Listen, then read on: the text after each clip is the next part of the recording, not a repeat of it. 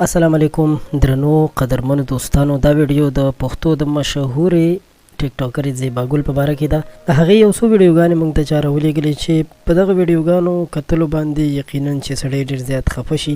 نن سبا په لایف ټیک ټاک باندې دا خلک د پیسو ګټلو دپاره راځي او هر قسم بې شرمیانې کوي. دغه لایف ټیک ټاک ویډیوګانې او په دې کې دوی کومې بې شرمیانې کوي هغه به تاسو ځکه نه وي کتلي چې هغه په پاکستان کې لایف اپشن بند دی، یعنې بین دی، او دا دوی په دوبۍ کې یا ترکی کې یا دغه ملکونو نه دوی لایف راځي، هر قسم بې حیایي کوي. نو که تاسو یې کتل غواړئ چې دوی څه کړي دي نو موږ سره تر اخره پاتې شئ. خو د هر څه نه وړاندې تاسو ته خواست کوم چې ویډیو ماشومان مه ګورئ.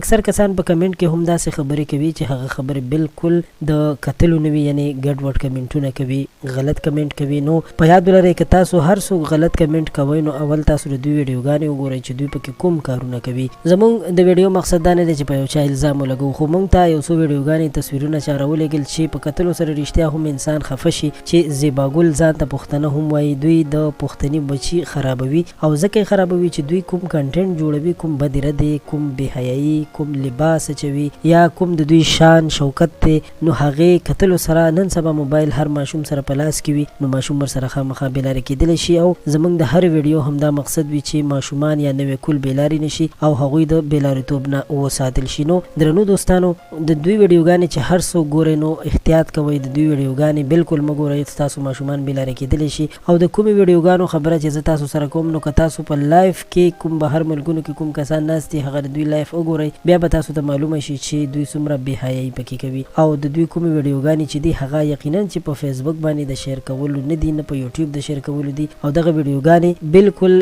د بې حیایۍ نه ډکې ویډیوګانې دي. دوی ته پکار دي چې دوی په خپلو خبرو کې داسې یو کنټینټ راوړي، داسې یو مشغله پښتون نسل ته وښیي چې په هغې سره هغوی څه زده کړه وکړي، نه دا چې دوی ډېر فالوورز هم لري او دغسې بې حیایي خوروي.